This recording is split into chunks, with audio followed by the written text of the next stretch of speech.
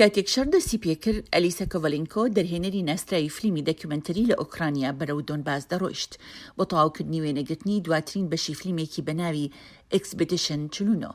فیلمەکە باس لەو منداڵان دەکات کە لە هێڵی پێشەوەی شەڕ دەژین و بە نائومێدیەوە دەیانوێت ئەو ناوە بەجێبێڵن بەڵام ناتوانن. شەڕەکە کۆڤەلینکۆی ناچار کرد وێنەگرتنەکەی دوابخات بۆ ئێلەمانی چواردا لەگەڵ هەندێک یارمەتی لە ناسیاوێکی پلە باڵای لە بواری سەربازیدا پەیوەندی بە هێزە چەکدارەکانی ئۆکرانیاوە کرد. ئەو پێیوابوو من فیلم دەگرم و من وتم لە ڕاستیدا من نەهاتوومەتە ئێرە بۆ وێنەگرتن، من بۆ شەڕکردن لێرەم. کۆڤەلینکۆ زۆر چاک دەیزانی کە خۆی دەخاتە چیەوە. لە ساڵی 2014دا گەشتێکی بۆ ڕۆژهەڵاتی ئۆکرانیا کردبوو کە لە ئەنجامدا فیلمی دەکمەنتەری ئەلیسیا لە وارلاندی بەرهەمهێنا.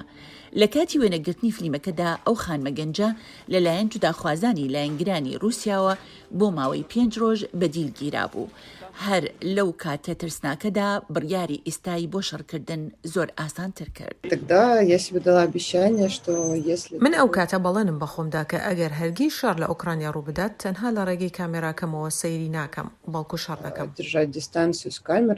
کۆڤەلینکۆ بیری دەکرێتەوە کە لە کاتێکدا خەریکی وێنەگرتنی ئەو فیلمە دەکومنتەریە بوو کە بۆ وەرگرتنی خەڵات کاندید کرابوو، نەکات توانەکانی دەرهێنانی خۆی بەباشی دەرخست، بەڵکو فێری چۆنێتی مامەڵەکردنی کرد لەگەڵ چەکدا. لە دوومانی ڕابردووشدا هەموو توانەکانی بەی شەڕکردن فێر بوو. لە هێڵی پێشەوە زۆر شت فێر دەبێت. زۆرێک لەو کوڕانەی کە 3 ساڵیان زیاتر خزمەتیان کردووە دێنە ئەوێ و ترس لە چاوەکانیاندا دەبینیت، هەست بە ونبوون دەکەن.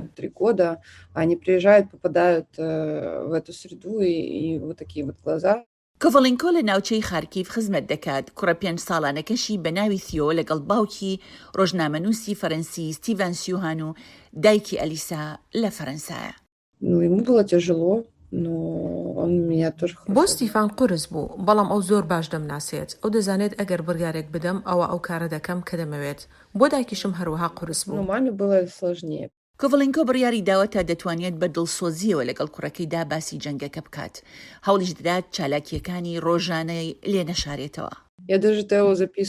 بلۆگێکی بچووک لەبارەی جەنگەوە بۆ تیۆ دروست دەکەم. پێی دەڵێم چی ڕوودەدات و هەمیشە پەیوەندی پێوە دەکەم هەر کاتەی دەرفەتێکم بۆ بەڕەخسێت.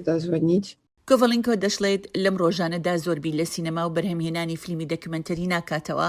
ئەو تەنها خەون بە ئاشتی لە ئۆکرانیا دەبینێت کاتێک خێزانەکەی وەک ملیۆنان کەسی تر بتوانن بگەڕێنەوە وڵات و هەست بە سەلامەتی بکەن. شایان پاشا، دڵنی ئەمریکا، واشنگتن.